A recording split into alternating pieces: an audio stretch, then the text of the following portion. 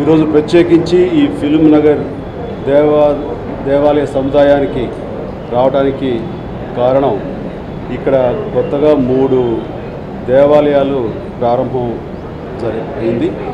వాటిల్లో ఒక దేవాలయం నా చేతుల మీదుగా ప్రారంభం కావడం అనేది నాకు ఆ భగవంతుడు నాకు ఇచ్చినటువంటి గొప్ప అవకాశం నేను భావిస్తున్నాను. దానికి ప్రత్యేకించి మురళీమోహన్ గారికి నేను అలాగే స్వామి స్వరూపానంద స్వామి గారికి నా హృదయపూర్వక కృతజ్ఞతలు తెలియజేస్తున్నాను.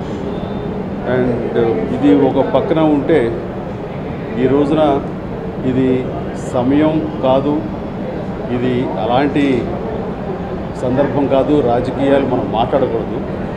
కానీ ఒక తప్పుడు ప్రచారం జరుగుతున్నటువంటి ఈ నేపథ్యంలో నేను దాన్ని ఖండించడం కోసంగా అవకాశం తీసుకుంటున్నాను. సోషల్ మీడియాలో బీజేపీకి దగ్గర అవుతున్నాడనా లేకపోతే బీజేపీలో చేరుతున్నాడనో, బీజేపీ వర్గాలు చిరంజీవిని చేరు చేసుకోవడానికి ప్రయత్నం చేస్తున్నాయనో, ఇలా రకరకాలుగా వస్తున్నటువంటి వార్తల్ని నేను తీవ్రంగా ఖండిస్తున్నాను. ఇది బేస్లెస్. అలాంటి ప్రయత్నాలు ఎవరూ చేయటం కానివ్వండి, ఆ రకమైన ఆలోచన కానివ్వండి, ఎటు మాకు లేనే లేదు.